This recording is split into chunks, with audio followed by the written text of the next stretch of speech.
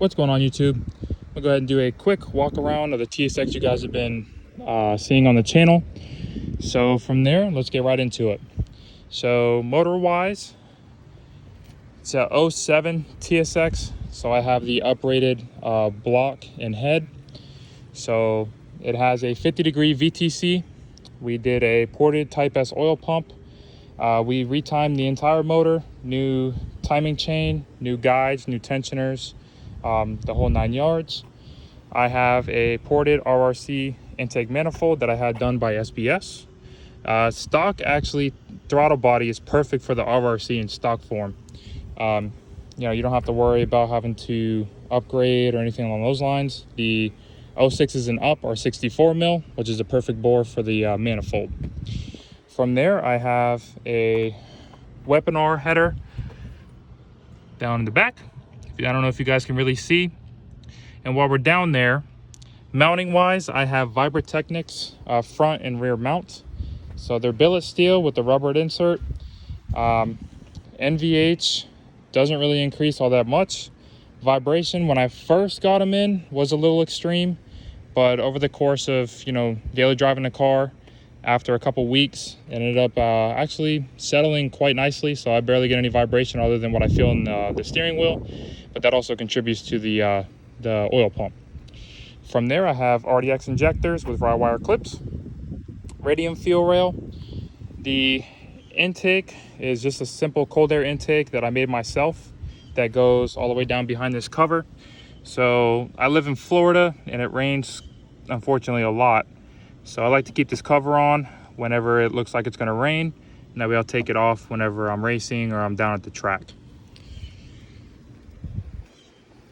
Other than that, the car has BC coilovers, BRs.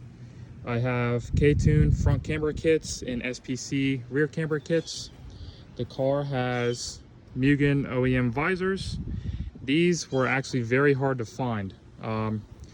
As you know, the TSX ages and it gets older, you know, unfortunately a lot of these companies, or you know, a lot of these items are being sought after highly again, and you know, it's really difficult to find at least a brand new pair or one that's in clean condition that's not super used.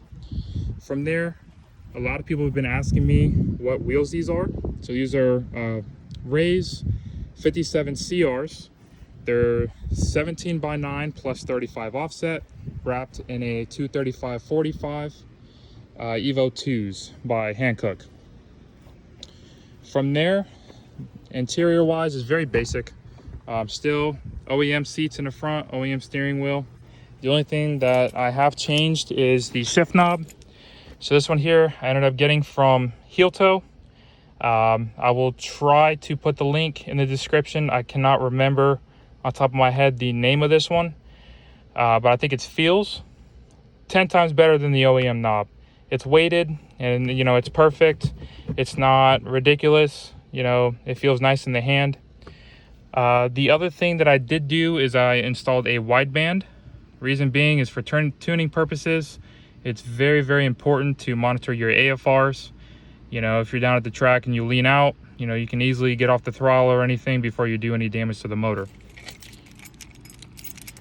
Then from there, as far as transmission wise, it's still the factory 6-speed that this car came with, except for I have a RSX Type S clutch kit. So the clutch kit is a DC5 Type R 10-pound light flywheel.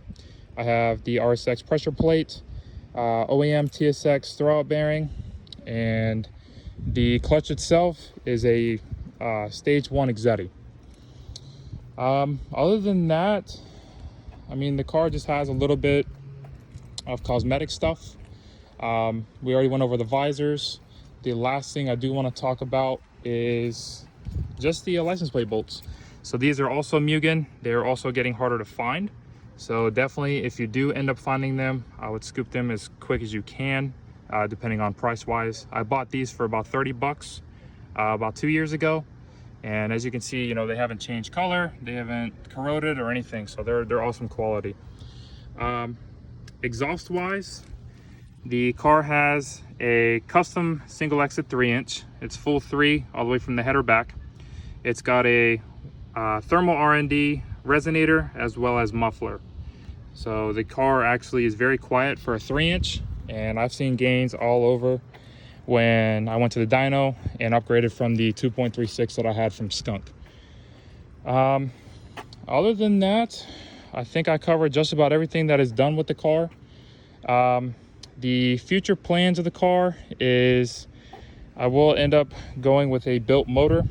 I have a K20 Z3 head at home with 3.2 cams that are in the closet, full valve train. And then I'm actually at my boy's house now to pick up a bare K24 block, and I'll have that built by JBR. I'm hoping to hit around 280 and over 200 torque since I'm still on pump gas. Unfortunately, there's not any E85 stations near me, and I'd rather just keep it simple with 93. If there's anything you guys really want to see as far as, you know, progress wise, if you want me to show you guys how to run the wideband, since I know it's kind of tricky on this platform, just let me know. But yeah, I mean, other than that, this car has been insanely reliable.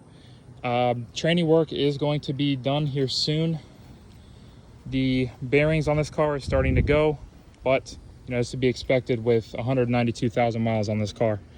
But yeah, I mean, the car has brand new OEM shifter cables. I ended up doing inserts for the actual cables themselves as far as the bushings.